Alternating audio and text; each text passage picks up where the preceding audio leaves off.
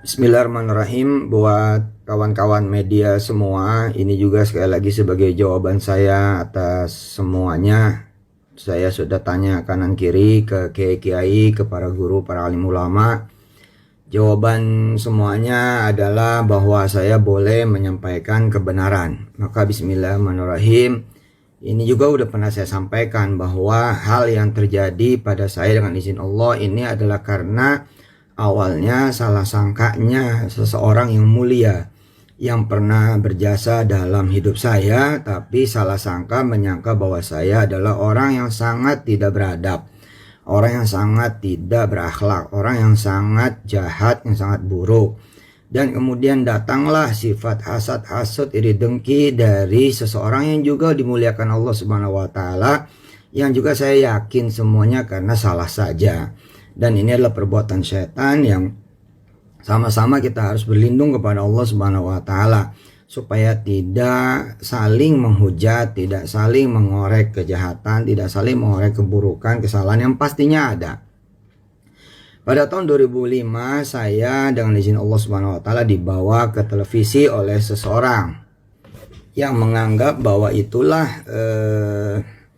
pertama kalinya saya ke televisi dengan segala ketawaduan dan kerendah hatian sebagai seorang pemula di depan seorang kaya raya yang konglomerat dan juga sahabat saya, salah satu wartawan senior di salah satu koran Islam terkemuka. Ya, saya tidak banyak bicara kecuali berterima kasih dan mengiyakan.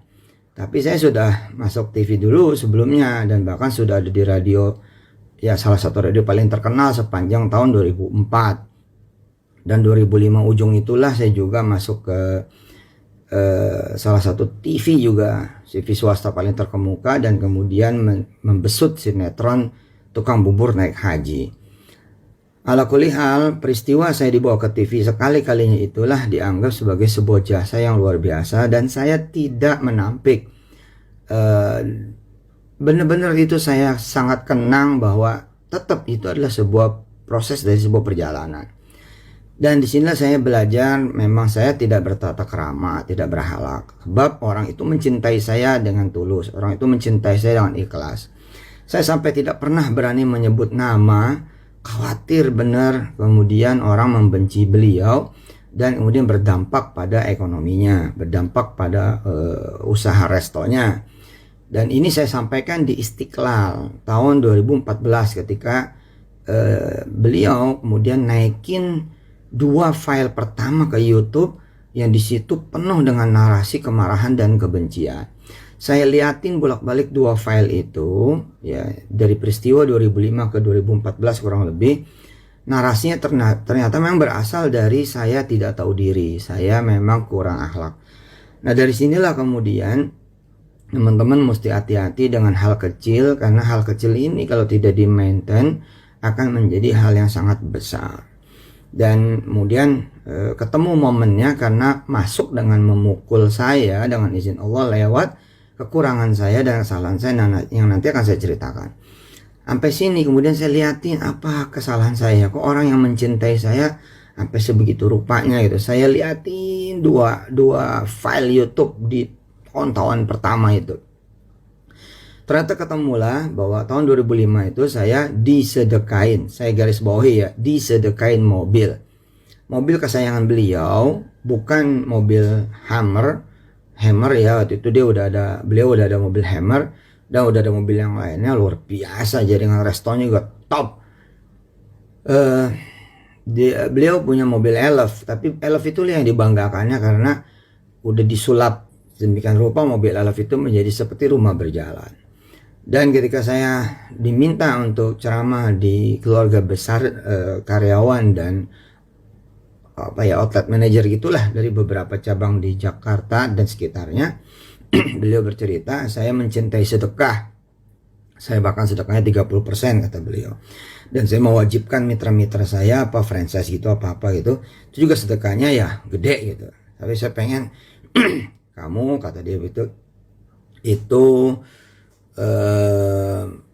bercerita tentang sedekah supaya sama semuanya. Datanglah saya. Nah, kemudian ketika datang seperti biasa, Saya bercerita tentang sedekah dan saya nyuruh sedekah. Namanya juga saya ceramah tentang sedekah, maka saya nyuruh sedekah.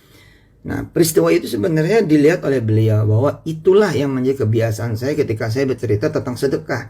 Memang saya seperti nodong, memang saya seperti maksa, tapi terserah. Bukan nodong dan maksa lalu saya gondol, hampir nggak pernah. Dari 1999 saya ceramah tentang sedekah sampai kemudian 2021 ini, saya bahkan mempersilahkan teman-teman secara publik bila ada yang benar-benar saya bawa sedekahnya dari acara sedekah, dari acara panitia ceramah lalu saya bicara sedekah, maka ngomong aja. Ada satu aja saya berhenti jadi ustadz. Perasaan saya nggak pernah gitu, hampir nggak pernah, kecuali panitianya emang nggak ada tujuan sedekahnya kemana. Kalau itu ya mau gimana ya, saya terima saja, tapi mengkondisikan enggak. Dan itu beliau tahu persis, karena ketika kemudian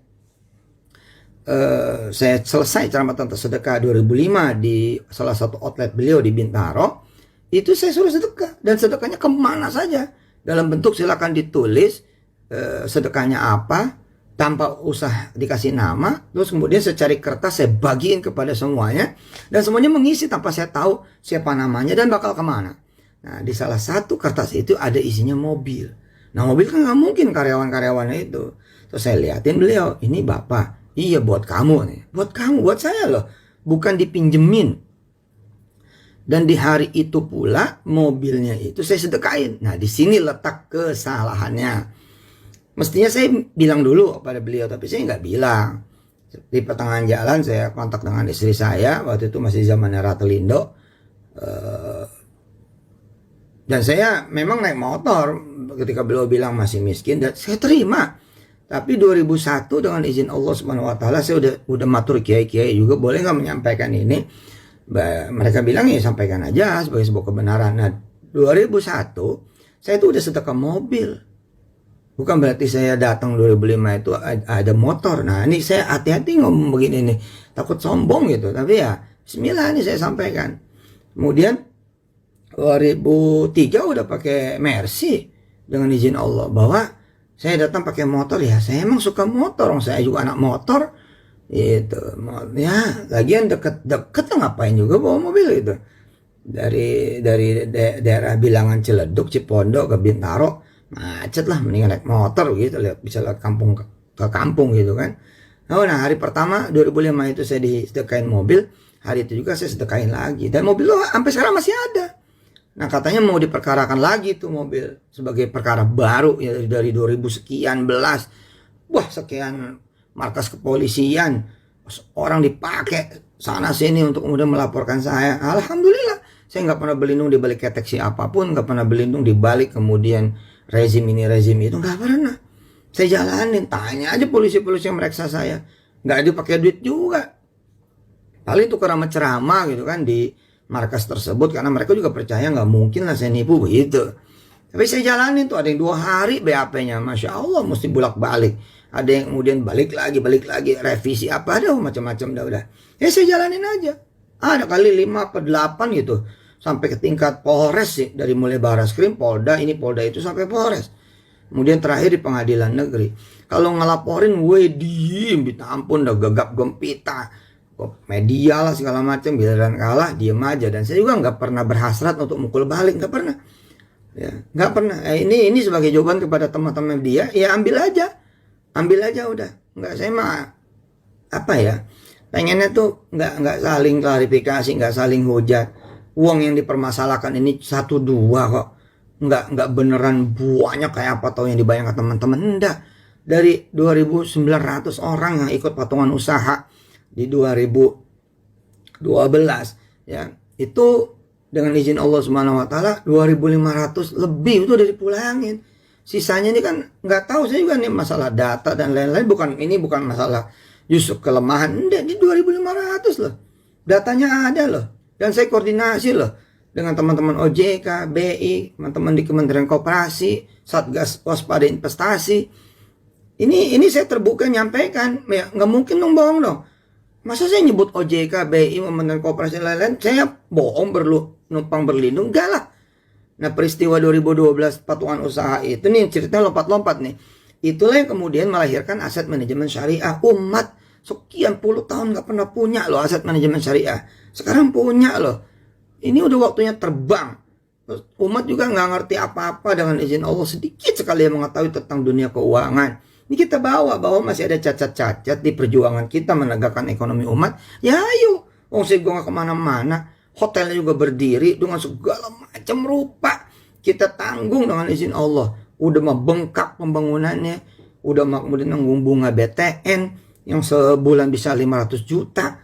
Terus kemudian menanggung beban mesti nambahin beli tanah, kemudian motong 2 lantai. Kalau nggak ada diskresi dan segala macam, wah nggak kepake tuh hotel. Ya namanya juga anak muda zaman itu. Banyak kekurangan, banyak kelemahan, tapi kan itu yang dibimbing oleh OJK, oleh teman-teman BI, sehingga lahirlah Imani Syariah, Imani dan Imani Syariah, kemudian lahir Petren Asset Management, dan lain sebagainya. Semua belum berakhir. Semua masih perjalanan, belum berakhir, dan saya masih berdiri. Nah, ketika saya melihat ini dipulangin adalah sebagai solusinya, ya saya pulangin. Rentang dari 2012 sampai 2021, saya dengan kawan-kawan dengan izin Allah memulangkan loh, 2.500 lebih loh. Masa nggak jadi sebuah pembuktian bahwa ada yang belum dipulangin. Nah ini yang kelihatannya dirawat, jadi kayak nggak kepengen dipulangin, nggak boleh dipulangin. Ada yang minta ganti 1,8 miliar dari investasi 10 juta. Yang terakhir nih gugat lagi ke pengadilan negeri. Satu orang 2,5 juta apa 5 juta gitu, minta gantinya sampai 80 jutaan sekian sampai 100 juta. Ada tuh istilah kerahiman. Kalau kerahiman sih saya pasti ngasih tuh dong. Saya lebihin terus tuh. Nggak pernah juga pas-pasan. Bisa 10% saya lebihinnya. Ya namanya gua duit orang ya, tapi kan udah balik aja udah alhamdulillah, nggak ada delusi loh, dan nggak kabur loh, proyeknya juga ada loh, dan berhasil kita melahirkan banyak regulasi secara misi keumatan mah nggak ada cacatnya. Ini mah ada memang orang yang dendam sama saya, salah sangka sama saya dengan izin Allah, itu yang kemudian nyari kesalahan di ya kalau dicari mah siapa juga hari ini yang kagak ada kesalahan, saya ngakuin itu. Tapi 2.500 lah, datanya ada loh dengan izin Allah. Nah itu begitu mau dipulangin minta 1,8, minta sekian. Ya kalau saya ikutin nanti gimana dengan yang lain? Nggak adil dong saya, dan jadi masalah kan begitu. Nah hotelnya sendiri juga biar adil kita wakafin kok. Kita jadiin kemudian itu pesantren, udah berdiri kapan tahu. Enggak, anak saya juga sekolah di situ ya bayar, sekolah di Darul Quran bayar. Ya, oke, kembali lagi ke persoalan awal ya. Ini udah pernah saya sampaikan loh sebenarnya, cuman nggak rame kan kalau kebenaran mah. Tapi kalau begitu mah pasti rame. Izin Allah Subhanahu Wa Taala, mudah-mudahan ini tidak mengurangi pahala dan kebaikan dari siapapun ya, dari beliau, dari saya, dari siapa aja yang terlibat, kan semua maksudnya baik. Ya, saya dibilang nggak pernah mau ketemu gimana, orang sudah minta maaf, tapi nggak dianggap permohonan maaf saya, rupanya begitu. Kemarin laporan polisi minta dicabut, saya cabut. Tapi begitu saya cabut, narasinya begitu lagi. Padahal udah ada surat permohonan dan permintaan maaf yang ada di Bareskrim surat itu. Gak pernah tuh saya publish kemana-mana tuh. Gak pernah beneran. Malah ceritanya, wah ya udahlah, emang mau begitu. Nah teman-teman media, ini sebagai jawaban juga ya. Silakan, saya agak kurang berkenan ya. Press conference untuk urusan beginian, udah ambil aja dari Instagram saya dan Facebook saya. Nah, ketika saya disedekain mobil dan saya sedekain lagi, di situ persoalannya. Pertama, saya menganggap ya udah disedekain kan, ya udahlah bukan urusan saya juga gitu. Nah, ketika perpanjangan STNK, nah di situ saya salah pakai sopir saya. Mestinya kan yang ngomong saya lah, ke beliau yang ngasih, masa sopir saya. Nah, saya nggak dong tuh. Disitulah kurang adab gitu. Nah, saya nggak nyangka ya peristiwa ini kemudian jadi kemana-mana. Nah lumayan bertahun-tahun tuh yang minta sopir saya, minta sopir saya. Saya alhamdulillah tuh 2005 udah pakai Alphard itu. Alphard masih 8 biji kali 2006 tuh. Alhamdulillah izin Allah Subhanahu Wa Taala. Subhanallah dah. Rezeki mah bukan main dah, karena sedekah itu luar biasa.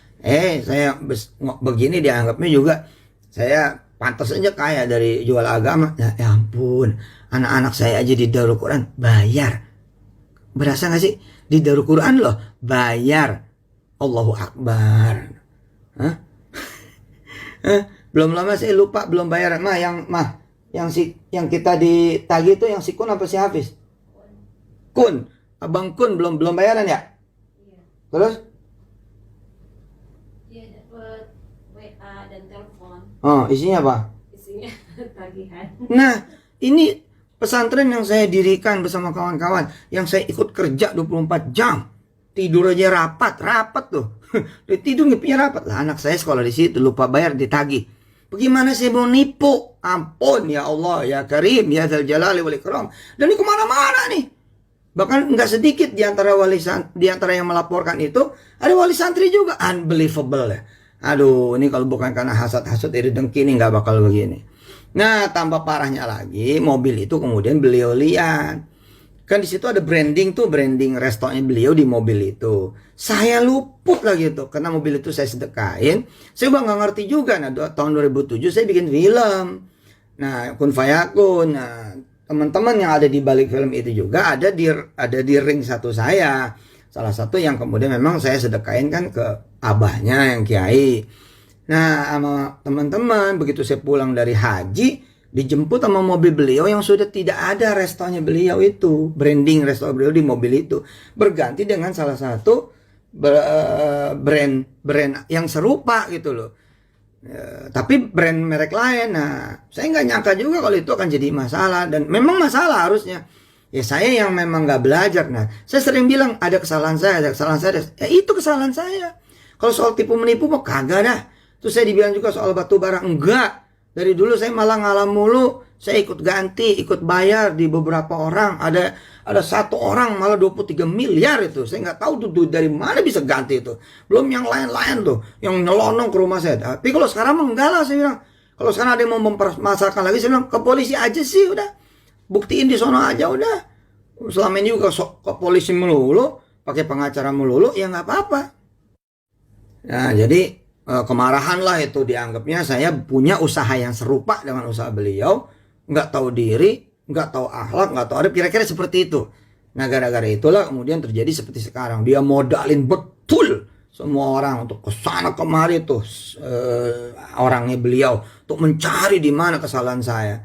Ya, kepada Allah saya pulangin, terserah. Kemarin juga ada teman-teman media kan yang mau wawancara saya bilang enggak, silakan aja dari belah sono. Dan saya lihat memang udah naik tuh yang dari belah sono. Ya nggak apa-apa, bismillah aja. Dan saya serahkan kepada teman-teman semua, mau narasinya kayak apapun saya serahkan, terserah. Saya pengen bangun rumah tahfiz saya di mana-mana. Sekarang rumah tahfiz sudah 1.400-an yang berbendera Darul Quran dengan izin Allah Subhanahu wa taala. Itu duit donasi udah kayak apa tuh? Udah nggak ngerti lah. Makan, minum semua gratis, ya, menggerakkan muhsinin seluruh Indonesia, bahkan mancanegara, orang-orang Islam Indonesia yang ada di luar, dan ribuan yang beririsan. Dan di mana-mana tahfiz sekarang menjadi program yang nomor 1 di sekolah, di madrasah, di tempat kuliah. Gitu. Alhamdulillah. Gitu. Nah di sana saya sebutir beras aja nggak bisnis tuh, pakaian seragam nggak bisnis tuh, apalagi nipu. Duitnya tuh yang beredar bukan miliar, ratusan miliar yang beredar. Ini yang diperkarain 5 juta, 10 juta. Saya kalau ngomong kayak gini salah. Kan duit orang kecil, iya tapi 2.500 sudah saya pulangin. Kalau masih ada yang belum dipulangin, ini mana sini? Ada kalanya saya punya duit, ada kalanya saya enggak. Kalau saya enggak punya duit, ya saya bagi 2, bagi 3 gitu. Kalau punya duitnya langsung. Nah 2 tahun terakhir kan siapa juga tahu ini COVID. Iya memang kecil dikit-dikit. Tapi kalau sekali pengajuan 20-30 orang kan ini berasa gitu loh. Yang begini nih saya bagi-bagi gitu. Tapi emang ada yang kayak nggak mau selesai. Ini 5 orang tuh yang mau gugat pengadilan negeri minggu yang lalu tuh didaftarin. 5 orang lo bayangin. Ini apa gitu loh. Bukannya ayo maju bangun bangsa dan negara. Emang saya penjahat kayak apa juga sih gitu. Kemudian ada lagi tuduhan itu, ya udahlah terserah lah, mau nuduh apa terserah lah. Kalau emang udah begitu ya mau diapain gitu. Nah sekali teman-teman, ini saya udah minta izin para kiai. Besok udah mau berangkat muktamar juga, saya ikut di muktamar NU Lampung. Insya Allah mudah-mudahan Allah sayang saya dan bisa menyelesaikan semuanya. Apa yang saya sampaikan, apa yang saya kemudian ikhtiarkan, semua semata-mata karena Allah. Insya Allah izin Allah, kepengen umat itu jaya. Bukannya umat selama ini selalu mengeluh. Umat ini selalu, mana orang kaya dari kita-kita? Mana orang besar dari kita-kita? Mana usaha yang dari kita-kita? Mana yang punya kita? Lah, giliran punya ada sedikit namanya usaha ya. Masa iya bisa langsung jalan juga? Ya mari gitu. Apa yang memang belum selesai kita selesaikan. Apa yang belum sempurna kita sempurnakan. Apa yang masih kurang juga, ayo mari kita perbaiki semuanya. Bismillahirrahmanirrahim. Saya nggak akan pernah berhenti juga menegakkan ekonomi umat, ekonomi bangsa dan negara. Nggak akan pernah berhenti. Bismillahirrahmanirrahim. Apalagi berhenti jadi ustadz. Enggak lah. Ya. Waktu pertama kali ketemu saya sama beliau lagi untuk minta maaf, beliau cerita, kamu nih pakai tarif, udah diberangkatin sama orang, pakai pesawat, sampai sana kamu cerita tentang sedekah, sampai sana kemudian terkumpul duit 60 juta, kamu gondol lagi ke Jakarta, wah kayak apa kamu ini jahatnya. Lah saya bilang, bagaimana cerita ada begitu? Nah tapi karena waktu itu suasana dan nuansanya gimana-gimana, ya saya bilang, ya Pak, insya Allah saya perbaiki. Dalam hati saya nanti saya akan kontak beliau yang dimaksud itu sebagai informan dia, mau nanya bener gak gue begitu. Kata beliau nih, belum sempat saya ngomong baru desiran hati Pak, katanya orangnya udah meninggal dunia, anak kejadiannya di Medan. Untungnya nih alhamdulillahnya saya punya saksi, tiket beli sendiri. Ketika kemudian berangkat sampai di Medan, memang saya cuma tetap sedekah dan gelar sorban. Duit terkumpul memang 60 juta, tapi demi Allah seperak juga nggak saya bawa. Lah kok bisa begitu? Lah ternyata emang orang emang masalah sejak ikut Ustadz Arifin Ilham udah masalah. Buat sendiri majelisnya di sono dengan nama Ustadz Arifin Ilham juga masalah. Ya udah mau diapain itu loh. Nah kayak gitu-gitu tuh informasi yang beliau terima. Jadi saya yakin ini salah informasi semuanya. Nah saya nggak bisa ketemu kok. Kalau bisa ketemu saya temuin. Kagak bisa beneran. Terakhir ketika di polisi di Barreskrim, ya ketika saya cabut laporan saya yang lapor loh. Yang saya lapor itu ngomong, ente kalau mau ketemu mau gampang. Gampang bagaimana? Aksesnya kagak ada, ditutup. Saya mah Yusuf Mansur Pak, tiap hari juga live di sosmed. Urusannya kagak ada yang kita macem-macem lah, nggak ada lah. Bismillahirrahmanirrahim aja lah. Gitu. Ya teman-teman maafin saya. Pokoknya kalau ada yang nggak beres, ya ayo kita selesaikan. Nah sekarang udah bergulir nih, babak baru lagi nih di pengadilan baru lagi. Aduh, ya udah jadi ibadah semuanya. It's only only a piece of cake gitu aja lah. Pokoknya kalau punya masalah ya udah nih bagian dari ya sepotong kue gitu. Bismillahirrahmanirrahim. Saya doain semuanya mudah-mudahan barokah. Niatnya juga kan pada dakwah, pada jihad ya bagus. Mudah-mudahan sama-sama bisa gandengan tangan di kemudian hari dan membangun ekonomi umat, bangsa dan negara. Saya Yusuf Mansur masih sampai sekarang masih penasaran. Saya pengen juga dalam tanda petik minta teman-teman publik juga ikutan itu loh. Siapa yang pernah jadi panitia saya sejak dari 1999 sampai 2021. Kalau emang ada cerita saya minta duit, naripin duit dan ngegondol duit sedekah. Bener, tapi bener loh ya. Jangan cuma ngecap. Nah, kalau benar ya monggo sampaikan gitu loh. Satu aja. Saya berhenti beneran jadi ustadz, udah berhenti dah. Ya nggak apa-apa juga istirahat. Ya ini semata-mata saya sampaikan, mana buktinya gitu loh. Agak ada bos. Itu. Nah soal saya nipu dan segala macam, enggak lah. Itu kan berangkatnya juga bukan dari bisnis, tapi dari proyek keumatan. Ya tapi mana hasilnya? Yuk mari kita selesaikan dong, mari. Memang gampang kata melahirkan aset manajemen. Tanya tuh teman-teman aset manajemen, gak gampang. Lebih gak gampang lagi jalaninnya. Nah ini kan lagi proses semuanya. Bismillahirrahmanirrahim, ntar juga berbentuk. Percaya mau saya. Nih dikit lagi nih ada divestasi ya dari aset manajemen kita ke salah satu perusahaan yang asetnya 300 triliun. Apa enggak itu kemenangan umat? Oh itu kan punya Yusuf Mansur. Aduh Pak, kalau ya saya untung juga buat rumah tahfiz Pak. Ampun dah. Saya ngajar tauhid, ngajar iman, Allah dulu, Allah lagi, Allah terus. Kalau pengen mobil apa aja tinggal minta sama Allah. Pengen rumah tinggal minta sama Allah. Duit tinggal minta sama Allah, gampang udah. Ya tapi mana pulangin dong punya duit orang. Itu 2.500 loh udah saya pulangin mau lihat datanya. Nah di sini nih sebaik-baiknya ngadu data di polisi. Sebab apa aja dibelokin, apa aja dinarasin jelek, apa aja diputar balikin. Ya mah ya udahlah. YouTube udah kayak apa tahu, udah kayak apa so tahu aja isinya begini begitu bilang. Ketemu saya aja pada belum. Bagaimana antar umat itu. Tapi kalau saya saling maki, saling hujat kan kagak bagus. Ya akhirnya saya tutup dengan silahkan menarasikan apa saja. Yang ini gimana? Ini mah saya udah dauhnya para kiai. Mansur, sampaikan kebenaran. Ya begitu. Saya udah muter-muter juga zaman dulu ketika kemudian dibikinin buku ini buku itu, dibagiin kepada kiai ini kiai itu, majelis ulama semua. Saya dipanggil sana sini, saya laporan balik, ya begini kiai begitu kiai. Udah saya sampaikan.